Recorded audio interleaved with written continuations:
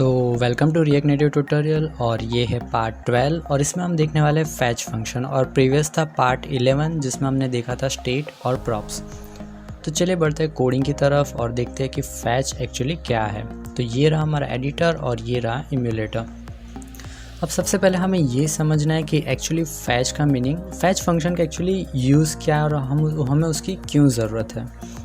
तो generally mobile applications में क्या होता है कि ऐसे कम ही सिचुएशन होती है कि जिसमें हम क्या करते हैं कि स्टैटिक मोबाइल एप्लीकेशन डेवलप करते हैं, जिसमें क्या होता है कि जो डेटा होता है वो लोकली लोड होता है या फिर स्टैटिक डेटा होता है कि जो चेंज नहीं होता है। अदरवाइज़ मोस्टली एप्लीकेशंस ऐसी होती है कि जहाँ पे क्या होता है कि डेटा हमेशा अपडेट होता रहता है और डेटा चेंज होता रहता है। तो वो जो नया डेटा है वो हमें अपनी मोबाइल एप्लीकेशन में फैच करना पड़ता है। अब वो जो डेटा होगा वो किसी सर्वर पर स्टोर होगा या फिर किसी एपीआई के थ्रू वो डेटा हम फैच करेंगे, तो वो अपने आप तो आएगा नहीं। इसीलिए हमें क्या करना पड़ता है, हमें फैच फंक्शन का यूज़ करना पड़ता है। तो फैच फंक्शन एक्चुअली क्या करता है, वो पैरामीटर लेता है एज ए यूआरएल। तो हम यूआरएल उसमें पास करेंगे और वो क्या करेगा, वो डेटा को प्रोसेस करेगा। इसी के साथ फैच फंक्शन अलाउ करता है get method, post method, put method, delete method और बाकी सारी काफ़ी मेथड्स। ये सारी HTTP की मेथड्स है, तो ये सारी मेथड्स वो प्रोवाइड करता है कि जिससे हम क्या कर सकते हैं कि वैरायटी ऑफ डेटा फैच कर सकते हैं और वैरायटी ऑफ टास्क को परफॉर्म कर सकते हैं। तो चलिए बढ़ते हैं कोडिंग की तरफ। और अभी मेरे पास एक हेडर और ये जो टेक्स्ट बॉक्स था हमने वो लिया था वो, तो अभी मुझे टेक्स्ट बॉक्स की कोई भी ज़रूरत नहीं है, तो मैं टेक्स्ट बॉक्स को रिमूव कर रहा हूँ। अदरवाइज़ आई थिंक एक कंपोनेंट की भी हमें कोई ज़रूरत नहीं है, लेकिन हाँ मुझे ये सेट और गेट वाली ज़रूरत है मेथड्स की। तो मैं यहाँ पे थोड़ा चेंजेस कर रहा हूँ और मैं यहाँ पे लिखने वाला हूँ गेट डेटा और यहाँ पे हो जाएगा सेट डेटा, जो कि बाय डिफ़ॉल्ट नल रहेगा। और सबसे पहले मुझे क्या करना है, उन डेटा को प्रिंट करवाना है। तो आई नो कि कुछ भी नहीं आने वाला है क्योंकि अभी डेटा कम्प्लीटली एम्प्टी है एंड आई होप सो कि अब आपको यूज स्टेट का मीनिंग पता होगा। तो मैं क्या करने वाला हूँ कि मैं यहाँ पे प्रिंट कराने वाला हूँ। और प्रिंट के लिए आई होप सो कि आपको याद होगा कि हमें फ्लैट लिस्ट का यूज़ करना पड़ता है। तो ये हो गई फ्लैट लिस्ट। और फ्लैट लिस्ट में आपको पैरामीटर याद होंगे कि हमें एक प्रोवाइड करना पड़ता है डेटा, और यहाँ पे मेरे पास है गेट डेटा, तो मैं गेट डेटा प्रोवाइड कर रहा हूँ। और आपको सेकेंड भी याद होगा कि जिसमें हमें रेंडर आइटम लेना पड़ता है। तो यहाँ पे आपको बनानी है कर्ली ब्रैकेट और राउंड ब्रैकेट हो गए, उसके अंदर कर्ली ब्रैकेट, और यहाँ पे आपको लेना है आइटम और इंडेक्स। और मुझे फिर से एक सिंपल टेक्स्ट में उसको प्रिंट कराना है, तो मैं सिंपली टेक्स्ट लेने वाला हूँ। और अभी तो फ़िलहाल मैं सिर्फ यहाँ पे हेलो लिख रहा हूँ क्योंकि मुझे एट्रीब्यूट्स नहीं पता है कि जो वहाँ से फैच होने वाले हैं। तो आई होप सो कि आपको इतना पार्ट समझ आया होगा। अब यहाँ पे हमें एक्चुअली क्या करना है कि की पास करना है, अदरवाइज़ वो एरर जनरेट होगी। एरर नहीं होगी, एक्चुअली वार्निंग जनरेट होगी एंड वी डोंट वांट कि वहाँ पे वार्निंग्स जनरेट हो। और यहाँ पे हम पास करने वाले हैं आइटम, जिसको एक्चुअली मैनिपुलेट करना पड़ेगा। तो अभी मैं इसको सेव कर रहा हूँ। और अब हमें क्या करना है कि अब हमें चेक करना है कि कौन से डेटा हमें मिलने वाले हैं। तो ये रही मेरी URL, और जब भी मैं ये URL को कॉल करूँगा तो मुझे इस टाइप के कुछ डेटा मिलने वाले। तो अभी मैं क्या करने वाला हूँ, इस URL को कॉपी करने वाला हूँ और back to the coding part.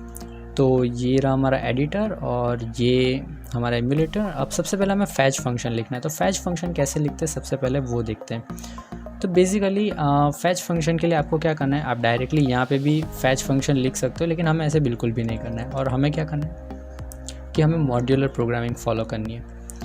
तो बेसिकली हम चाहे तो वहाँ पे भी फैच फंक्शन लिख सकते हैं। तो अब मैं एक्चुअली सोच रहा हूँ कि वहीं पे हम फैच फंक्शन लिख दें, या फिर हम ट्राई कर सकते हैं यहाँ पे। तो फ़िलहाल एक छोटी सी एप्लीकेशन है तो हम यहाँ पे भी फैच फंक्शन का यूज़ कर पाएंगे। तो मैंने यहाँ पे फैच लिखा हुआ है और यहाँ पे हमने फर्स्ट पैरामीटर में हमें पास करना है URL। तो ये हो गई URL और यहाँ पे कर्ली ब्रैकेट नहीं बनाने हैं।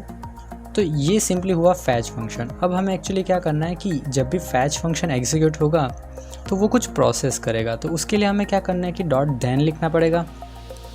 और देन का मीनिंग होता है कि जब ये फर्स्ट पार्ट कंप्लीट हो जाता है तो उसके बाद हमें सेकंड पार्ट में क्या करना है।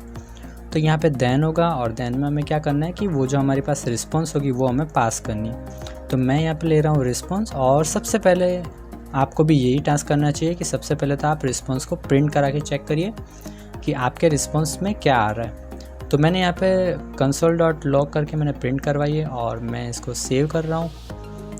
और हमें जाना पड़ेगा यहाँ पे जो हमारी कंसोल है वहाँ पे। तो जैसे ही आप कंसोल में जाओगे तो आपको यहाँ पे कुछ डेटा मिल रहा है, और ये डेटा थोड़े डिफ़िकल्ट है समझने के लिए, क्योंकि अगर ये डेटा वेल फॉर्मेटेड नहीं है इसीलिए।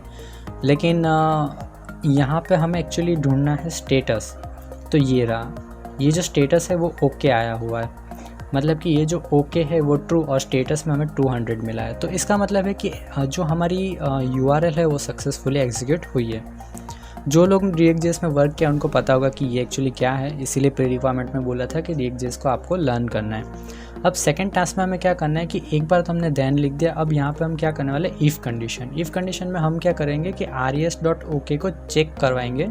चेक इसीलिए करवाना है क्योंकि res.ok यानी कि ये पैरामीटर हम यहाँ पे चेक करवा रहे हैं, और उसमें क्या होता है, ट्रू फॉल्स होता है। ट्रू फॉल्स का मतलब है कि रिस्पॉन्स अगर सक्सेसफुली एग्जीक्यूट हुई होगी तो वहाँ पे ट्रू आएगा, अदरवाइज़ फॉल्स आएगा। तो अगर यहाँ पे हमें अगर इफ़ में ट्रू मिलता है तो ही हमें आगे कुछ प्रोसेस करना है, और उसको हमें क्या करना पड़ेगा, कर्ली ब्रैकेट में रखना पड़ेगा। तो ये हो गया। और अगर मिल रहा है फिर ही हमें प्रोसेस करना है, तो हम क्या करेंगे, res को JSON में कन्वर्ट करेंगे, और फिर से हमें देन लिखना है, क्योंकि एक बार JSON में रिस्पॉन्स कन्वर्ट होने के बाद भी हमें उसे प्रोसेस करना पड़ता है। तो console.log करके मैं हर बार की तरह फिर से चेक करने वाला हूँ, और यहाँ पे हम सेव कर देते हैं, और फिर से हम कंसोल में जाके चेक करेंगे। तो यहाँ पे फ़िलहाल कुछ नहीं आया हुआ है, शायद रिफ़्रेश नहीं हुआ है। ओके, ये रहे हमारे डेटा। तो यहाँ पे डेटा आ चुके हैं। तो रिमेंबर कि ये डेटा हमने हमारे ब्राउज़र पे देखे थे, तो ये वाले डेटा है जो हमें वहाँ पे मिले हुए हैं। अब उसमें हमें क्या करना है, .data को प्रिंट करवाना है। तो मैं यहाँ पे क्या करने वाला हूँ कि res, मतलब ये res जो मेरा वेरिएबल है वो सारे डेटा को कंटेन कर रहा है। तो मैंने जैसे सेव किया, अब यहाँ पे क्या होगा कि यहाँ पे सिर्फ और सिर्फ एम्प्लॉय के डेटा प्रिंट हो गए, जैसे कि एम्प्लॉय एज, एम्प्लॉय नेम। तो अब हमें क्या करना है कि ये डेटा को अपडेट भी करवाना है। तो अपडेट करने के लिए हमारे पास हमने पहले डिस्कस किया था कि स्टेट का काम तो यही है कि जब भी हमें पता हो कि फ्यूचर में कुछ वेरिएबल अपडेट होने वाला है तो उसे हम क्या कर सकते हैं कि स्टेट में रख सकते हैं। तो इसीलिए मैंने यहाँ पे स्टेट बनाया हुआ था। तो अब यहाँ पे जो हम console.log कर रहे हैं उसकी जगह पे हम क्या करेंगे, एक्चुअली पूरा डिलीट करने की ज़रूरत नहीं है, सिर्फ वहाँ पे क्या करना है, हमें सेट डेटा ही लिखना है। तो अब यहाँ पे क्या होगा कि वो अपडेट हो जाएगा, और एक एरर जनरेट होगी हमारे इम्यूलेटर में। और यहाँ पे एरर इसलिए जनरेट हुआ है, वो कह रहा है कि टेक्स्ट जो हमने यूज़ किया है वो उसे नहीं मिल रहा है। तो हम यहाँ पे क्या करने वाले हैं कि यहाँ पे उसे कर देंगे टेक्स्ट, और उसके बाद भी एक एरर आने वाली है कि objects are not valid as React child. तो ये रही एरर। तो काफ़ी बार आपको भी ये वाली एरर आने वाली है, और इसका सिंपल मीनिंग ये है कि जब भी आप टेक्स्ट का यूज़ कर रहे हो तो वो कंसिडर करता है कि आप उसको कुछ स्ट्रिंग वैल्यू दोगे, लेकिन आपने क्या किया है कि यहाँ पे पूरा एरर रिटर्न हो रहा है और मैं उसको पूरा एरर प्रोवाइड कर रहा हूँ, इसकी वजह से वो एरर जनरेट कर रहा है। तो मुझे क्या करना है, मुझे स्ट्रिंग प्रोवाइड करनी है। तो स्ट्रिंग के लिए मुझे यहाँ पर देखना पड़ेगा कि कौन से वैल्यूज़ हमारे पास आ रही है। तो यहाँ पर मेरे पास आ रही है एम्प्लॉय नेम और कुछ ऐसा जो हम प्रिंट करा सके।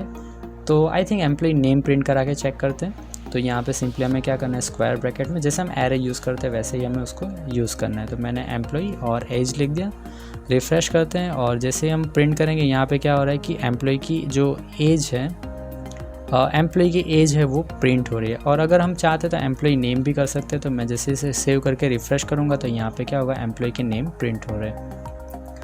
और ये वाली वार्निंग अभी हम डिसमिस कर रहे हैं। तो ये काफ़ी एकदम सिंपल एग्जांपल था। अगर हम चाहे तो काफ़ी और चीज़ें भी प्रिंट करा सकते हो और वेरी वेल फॉर्मेट में भी करा सकते हैं। जैसे कि अगर आप ये भी करा सकते थे कि अगर ये जो हेडर पार्ट है वो हेडर भी हम यहाँ पे इंक्लूड करा सकते थे।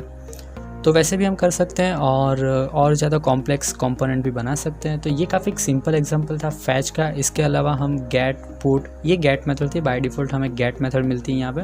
इसके अलावा हम पुट, डिलीट और पोस्ट मेथड का भी यूज़ कर सकते हैं। तो जिन लोगों ने React.js का यूज़ किया उनको पता होगा कि कैसे हम फैच को ज़्यादा अच्छे से यूज़ कर सकते हैं। तो इस वीडियो में बस इतना ही, और मेक श्योर कि आप चैनल को सब्सक्राइब करना ना भूलें। और चलिए मिलते हैं नेक्स्ट वीडियो में।